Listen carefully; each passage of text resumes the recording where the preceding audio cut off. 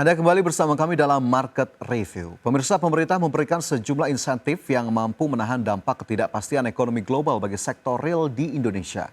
Kementerian Keuangan pun memastikan APBN 2025 akan dioptimalkan untuk mampu mendorong pertumbuhan ekonomi.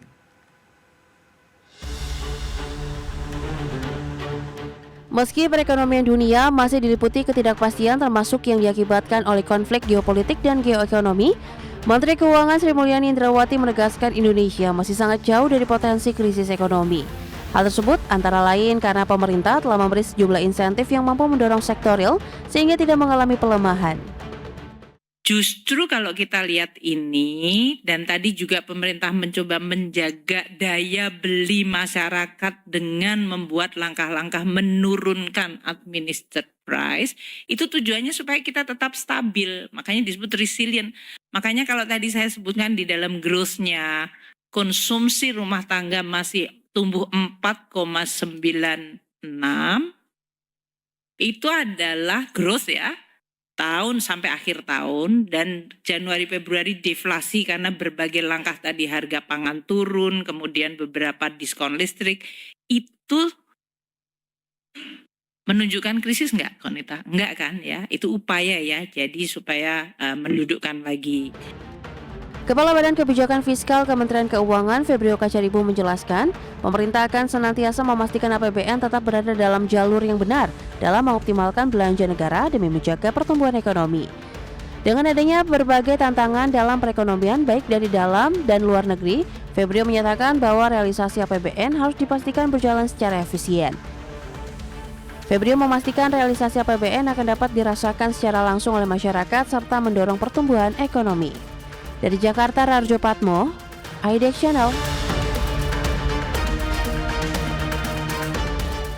Dan pemirsa, untuk membahas tema menarik kita selanjutnya, daya tahan APBN menjaga resiliensi ekonomi Indonesia di 2025, sudah tersambung melalui Zoom dengan Bapak Rian Kirianto, ekonom senior dan Associate Faculty Lembaga Pengembangan Perbankan Indonesia LPPI. Selamat pagi Pak Rian, terima kasih sudah bergabung bersama kami dalam Mas Market Fajar, Review. selamat pagi. Siap, sehat ya Pak Rian ya? Ya, alhamdulillah puji Tuhan Alhamdulillah sehat. baik.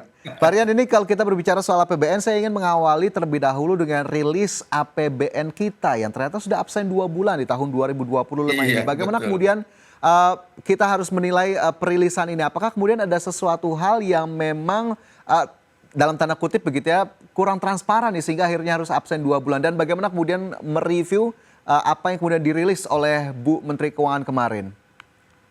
Memang kalau pengertian saya penundaan ya atau penangguhan rilis APBN kita selama 2 bulan ini memang menjadi curiosity atau keingintahuan kita, ada apa ini. Tapi saya selalu menggunakan approach yang positive thinking ya. Barangkali karena ada polisi-polisi baru di bawah pemerintahan baru, mungkin ada semacam, kalau bahasa keuangannya itu adjustment, di mana adjustment itu agar betul-betul teruji, reliable dan juga kredibel ya, tentu membutuhkan waktu. Dan itu biasa di mana-mana di Ya. dunia korporasi, rekonsiliasi angka-angka itu selalu dilakukan untuk menjamin kredibilitas dan integritas dari data atau laporan keuangan yang dipublish. Dan betul kemarin Bu Sri Mulyani, Menteri Keuangan beserta jajarannya juga sudah melakukan press conference, kemudian juga ada semacam ekonomis meeting atau analis meeting, dan beliau memberikan disclose ya bahwa itu karena memang karena ada adjustment untuk menjaga kredibilitas daripada laporan APBN kita per Februari kemarin. Dan highlight-nya memang kalau dilihat dari sisi belanja sama spending, memang kita mengalami defisit gitu ya, defisit. Tetapi sebetulnya ada good news yang mungkin tidak terekspos kemarin, yaitu kalau kita bicara dari primary balance atau neraca keseimbangan primer ya, di mana mampu membukukan surplus yang lumayan baik saya kira untuk 2 bulan pertama, yaitu sebesar 48,1 triliun. Apa itu keseimbangan primer? Yaitu adalah pendapatan ya dikurangi dengan belanja, tapi tidak termasuk di dalam spending ini adalah kewajiban pemenuhan kewajiban luar negeri atau pembayaran utang dan cicilan bunga luar negeri. Nah, itu kita dapat surplus netonya tuh 48,1 triliun. Tetapi kalau kita komparasikan antara pendapatan negara dengan belanja negara secara absolut, memang APBN kita 2 bulan pertama mengalami defisit sebesar 31,2 triliun Ya. atau ekuivalen dengan 0,13% terhadap total PDB kita. Which is 2 bulan ini kita boleh kasih valuasi ya terkendali, terkelola dengan baik lah. Itu intinya gitu.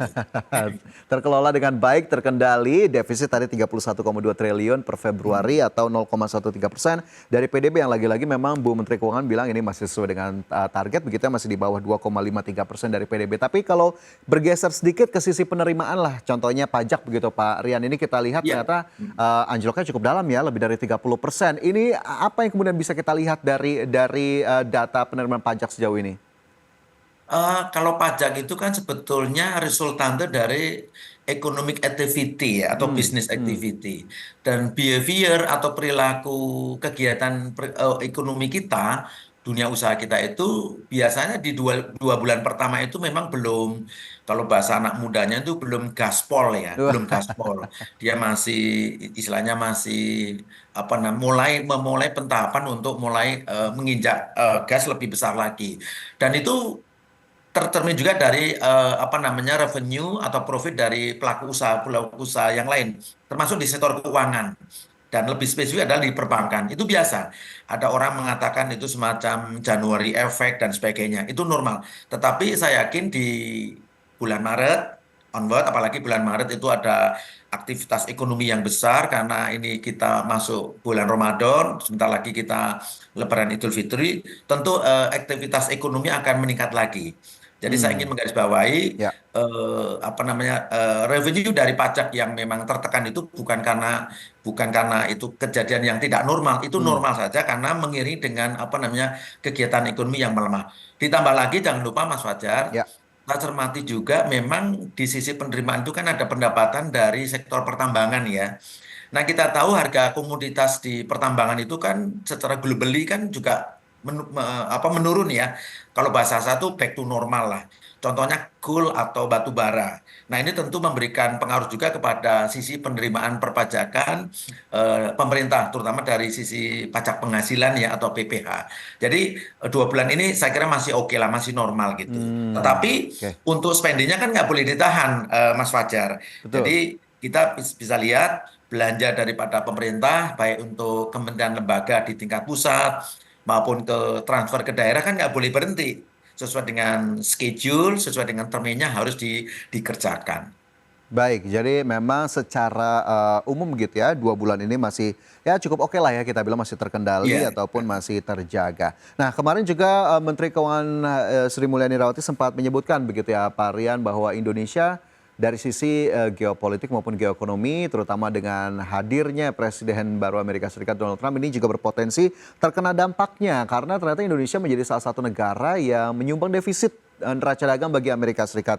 Bagaimana kemudian potensi dari apa ya namanya ancaman ini terhadap eh, aktivitas perdagangan Indonesia ke depannya, Pak Rian? Pertama tentu untuk teman-teman pelaku eksportir ya di sektor perdagangan internasional tentu harus alert, harus waspada ya menyikapi perubahan konstelasi kebijakan ekonomi Amerika Serikat di bawah Presiden Donald Trump. Meskipun sebetulnya Indonesia itu tidak termasuk ke dalam negara yang akan kena ban ya, Hmm, kenaikan bea masuk. Karena meskipun kita masuk di dalam 20 kelompok negara yang memberikan defisit kepada Amerika Serikat, atau sebaliknya kita menikmati surplus, tetapi kita tidak termasuk big player lah di mata Donald Trump.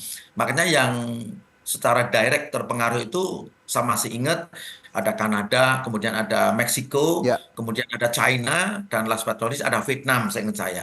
Kita peringkat 15, sehingga kita masih bisa menikmati yang namanya kebijakan GSP ya, Generalized reference ya, Ya. spesial gitu, GSP itu. Kita masih punya luxury di situ. Tetapi dengan kebijakan Donald Trump yang menyesuaikan kebijakan tarifnya itu terhadap beberapa negara. Nah, kalau negara-negara itu juga punya relasi bisnis, relasi dagang dengan Indonesia, tentu kita harus melakukan juga penyesuaian-penyesuaian kalau bahasa saya.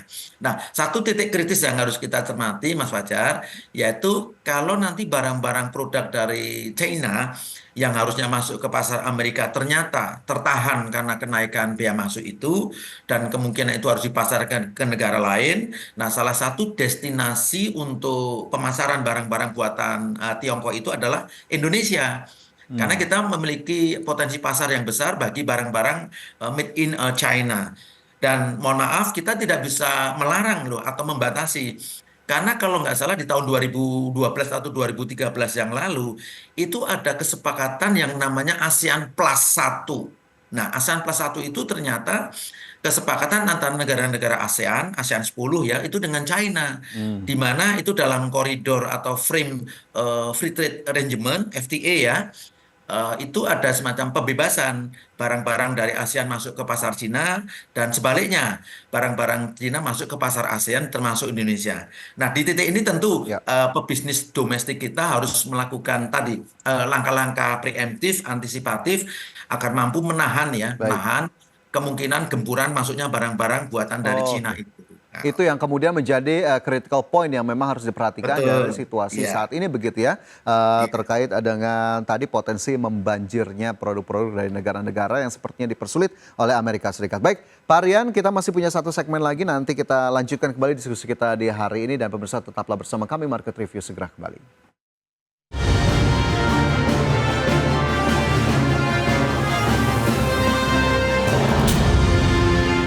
Kembali bersama kami dalam Market Review dan pemirsa, sebelum kita lanjutkan perbincangan kita di hari ini, saya ingin mengajak Anda terlebih dahulu untuk melihat infografis berikut ini. Ya, masih terkait dengan APBN pemirsa. Kita ke grafis yang pertama, ini terkait dengan pendapatan negara, di mana dapat Anda lihat dari tahun ke tahun realisasi pendapatan negara, dan di 2025 target dalam APBN sendiri untuk pendapatan negara di angka 3.005,1 triliun rupiah, dan ini meningkat tentunya dari realisasi di tahun 2024 di 2.842 triliun dan juga di 2023 2.155 triliun rupiah. 3.005 triliun menjadi target penerimaan negara di tahun 2025.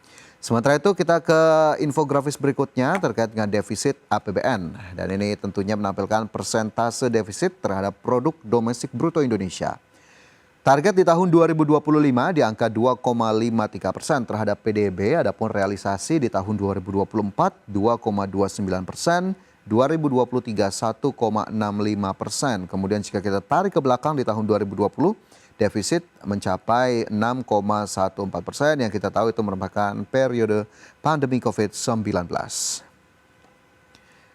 Dari pendapatan dan defisit kita bergeser ke infografis berikutnya, ini belanja negara dalam triliun rupiah, di mana di tahun 2023, 2024 dan juga APBN 2025 ini di 2023 3.121,2 dan di 2025 ini belanja negara ditetapkan di angka 3.621,3 triliun rupiah.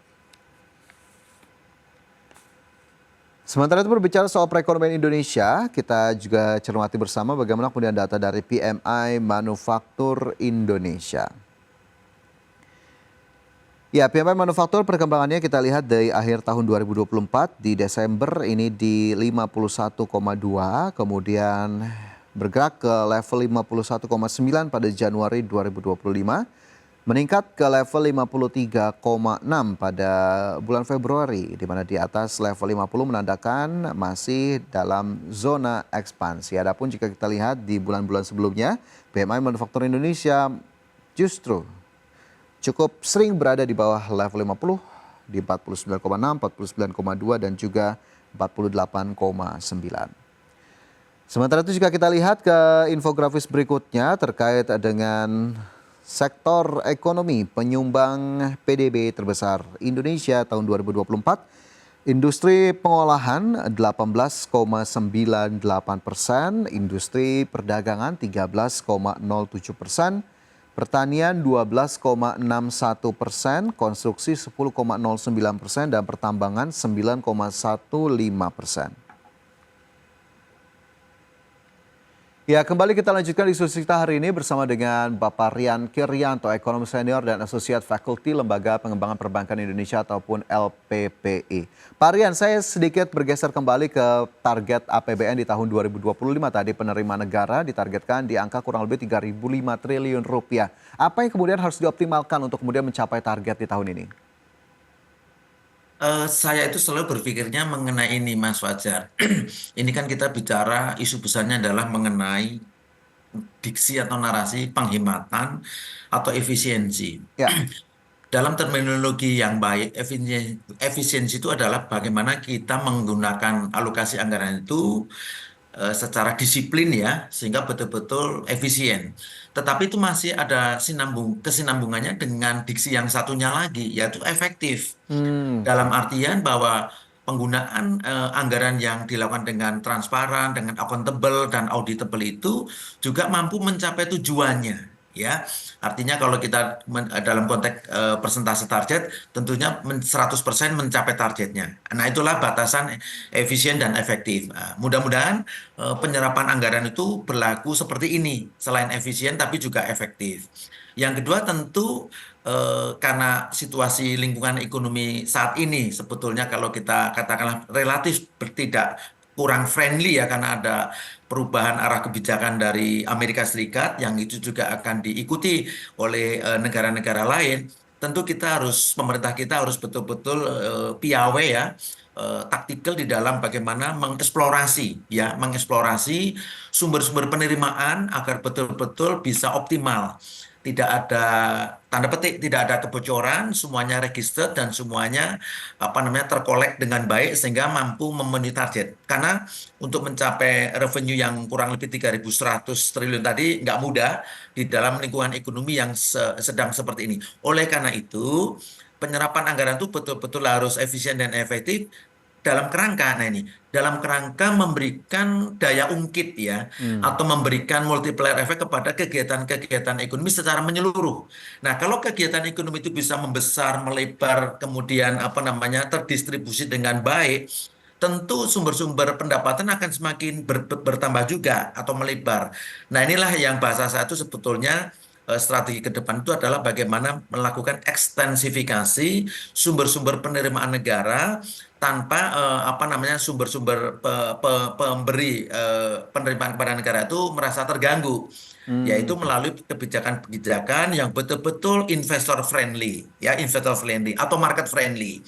Yang kedua, menggarisbawahi yang disampaikan teman-teman dari Kementerian Keuangan, APBN kita sebagai instrumen fiskal memang harus memiliki yang namanya instrumen counter cyclical policy, yaitu mampu menjadi shock absorber ya, atau penyerap ketika ada indikasi tekanan-tekanan bahwa ekonomi kita mengarah kepada situasi pelemahan. Nah, melalui instrumen fiskal itu bisa ditahan, direjuvenate ya, sehingga kegiatan ekonomi terus berlangsung. Untuk yang kelompok dunia usaha kelas atas mungkin dengan tadi insentif-insentif kebijakan misalnya dari fiskal, tapi untuk yang UMKM tentu juga ada instrumen fiskal yang bisa diberikan kepada mereka sehingga kegiatan ekonomi terus bergerak. Nah, last but not least untuk yang grassroots society ya tadi disampaikan mungkin yang namanya anggaran pelindungan sosial atau spesifik yaitu bantuan sosial tetap harus dikerjakan dengan baik untuk menopang atau menyangga daya beli mereka tidak terdistorsi.